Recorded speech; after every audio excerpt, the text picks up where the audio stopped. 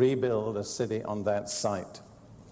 In Joshua 6:26, then Joshua charged them at that time, saying, "Cursed be the man before the Lord, who rises up and builds this city Jericho.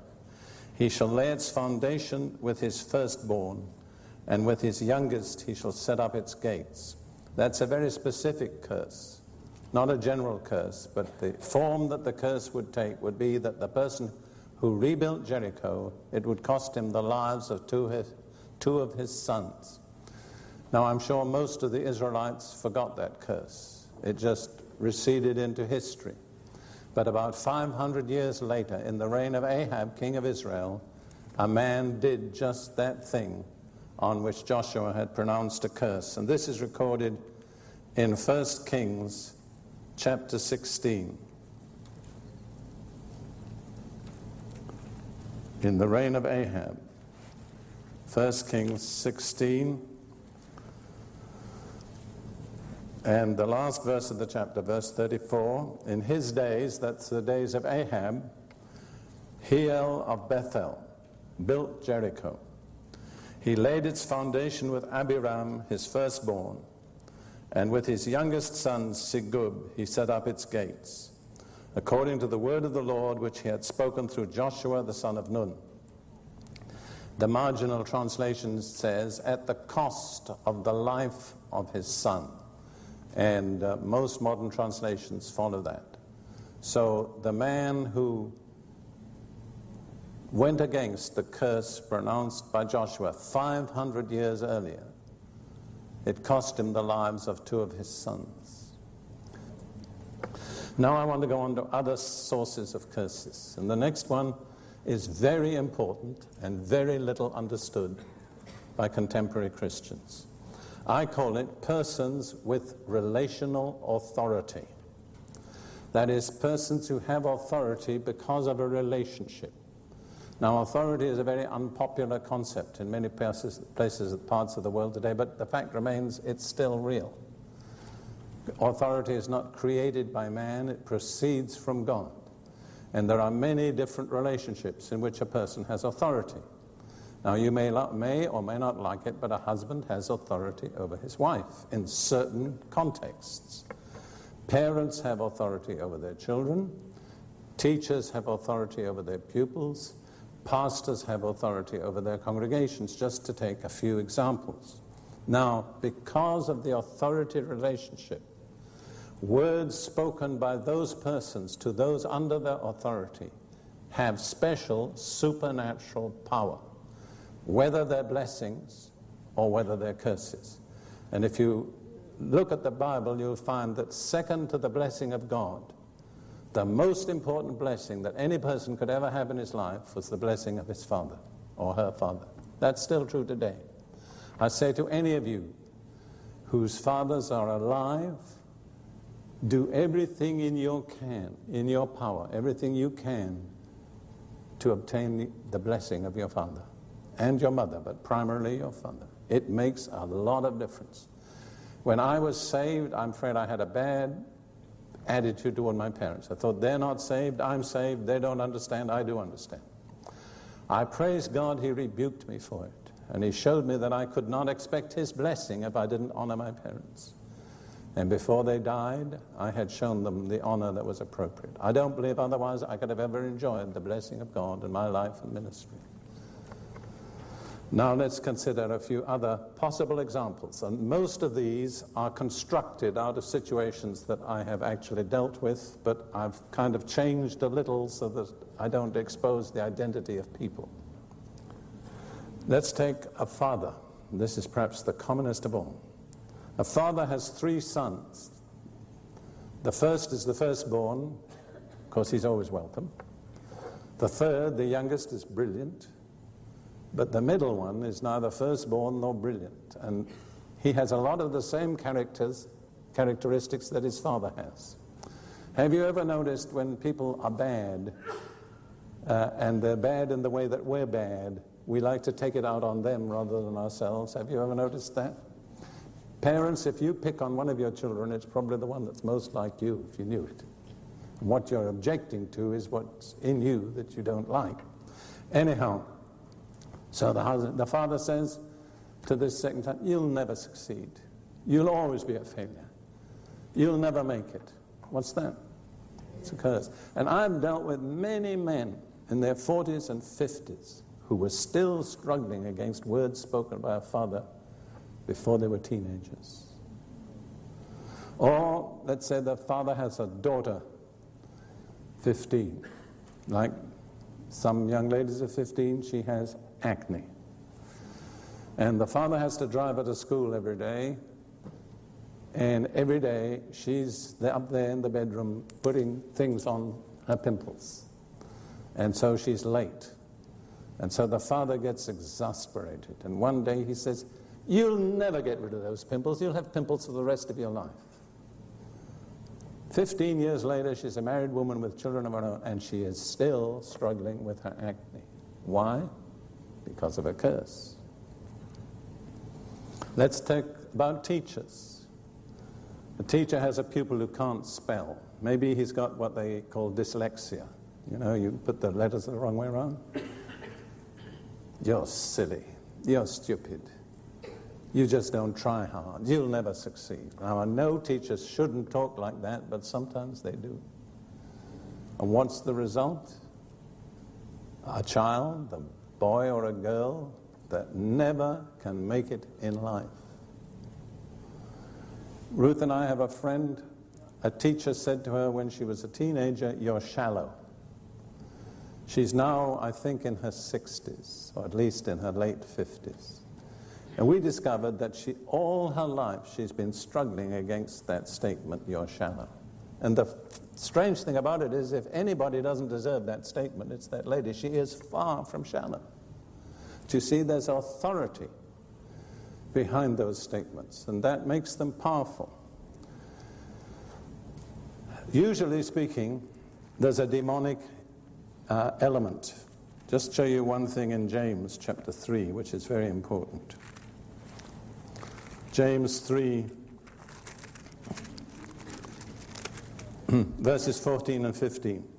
But if you have bitter envying and self-seeking in your hearts, do not boast and lie against the truth. This wisdom does not descend from above, but is earthly, soulish, demonic. In other words, if your attitudes are wrong and your reactions are wrong and you speak, what's going to come out will have a demonic element in it. Then we come to another tremendously important area, perhaps the most common of all, what I call self-imposed curses. People pronounce curses on themselves. In Genesis chapter 27, we have the story of how Isaac was going to bless Esau, and the mother, Rebecca, who was the first Yiddish mama, if you know what a Yiddish mama is, switched them, and she got Jacob acting like Esau and claiming the blessing. Jacob wasn't reluctant, but he was afraid, and he said this in verse 11. Jacob said to Rebekah, his mother, look, Esau, my brother, is a hairy man, and I am a smooth-skinned man. Perhaps my father will feel me, and I shall seem to be a deceiver to him, and I shall bring a curse on myself and not a blessing. But his mother said to him, let your curse be on me, my son. She took on herself the curse that would have been due to Jacob. A self-imposed curse. Now, if you go to the end of the chapter, just the last verse, you find Rebekah beginning to use very negative language about herself. Rebekah said to Isaac in verse 46, I am weary of my life because of the daughters of Heth. If Jacob takes a wife of the daughters of Heth, like those who are daughters of the land, what good will my life be to me? I'm tired of living. What's the good of living? That's a typical statement by somebody who's under a curse, you see. Never permit yourself to say that. Don't make negative statements about yourself. Don't say, I'll never be able to do this. I never succeed. I'm no use. I'm a failure. I just can't take it anymore. And then you go on and you say, I wish I were dead. I'd be better off dead. Do you know what you're doing? You're inviting the spirit of death. And he doesn't take many invitations. Ruth and I have dealt with countless people who needed to be delivered from the spirit of death because they'd invited it. They'd imposed a curse upon themselves. And we've learned one beautiful verse that has helped hundreds of people. And I'll share it with you. Psalm 118, verse 17. I shall not die, but live and declare or proclaim the works of the Lord. If you have made a negative remark about yourself, if you have imposed something negative on yourself, you need to revoke it by the positive. You see, as a remarkable example, you know that Peter denied 3 times he knew the Lord. Later on, after the resurrection, beside the Sea of Galilee, Jesus had a personal talk with Peter. And 3 times he said, do you love me? He made Peter affirm 3 times that he loved him. Why did he do that? Because Peter had to revoke the negative statements he'd made before the crucifixion, see? So if we've said something negative and brought some dark shadow over us, we need to revoke the negative and replace it by the positive. And this verse is a perfect one. I shall not die. Doesn't mean you'll never die, but it means Satan's not going to kill you before your time. I shall not die, but live and declare the works of the Lord. Then the next common cause of curses is what I call unscriptural covenants. Exodus 23, verse 32. In relationship to the people whom Israel was to dispossess from the land of Canaan, that is, all of them, idol worshippers, people who lived in total rebellion against the living God. Moses said, Exodus 23:32, you shall make no covenant with them nor with their gods. You understand, if people have false gods and you make a covenant with those people, you are also making a covenant with their gods. Now I'm going to say something that I trust will not offend anybody. And I say it simply because my desire is to help people. One extremely common example of that in our contemporary culture in the Western world is Freemasonry. Because a person who becomes a Mason makes a covenant with those who are Masons. Freemasons will tell you that it's secret, but it's not. In the 1950s, a book was published in Britain by an Anglican clergyman named Hannah called Darkness Visible, which sets out all the main rites and ceremonies of Freemasonry, and no Mason has ever challenged that book in more than 30 years. When you become a Mason, you have to pronounce a curse on yourself if you disclose the secrets of the Masons. And it includes things like having your tongue cut out, your right arm cut off and thrown over your left shoulder, and your body being exposed in a tight place where the tides rise and fall twice in every 24 hours. Those are self-imposed curses.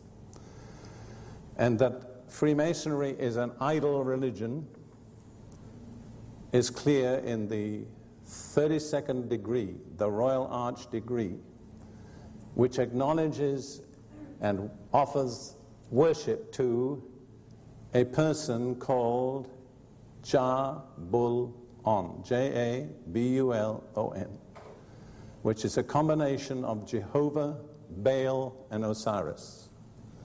And so the true God of the Bible is joined together with 2 idol deities whom God has totally condemned. And when you make a covenant with that, you're making a covenant with those gods. There are other ways that this kind of curse can come. In tribal societies, very commonly a baby or a young person is initiated into the tribe by certain rites. Very often there are cuts made on the skin or powder inserted under the skin, and that exposes that person to the curse that's on the idolatry that's the focus of that tribe. And then there are curses pronounced by servants of Satan. in an African Christian church, two elders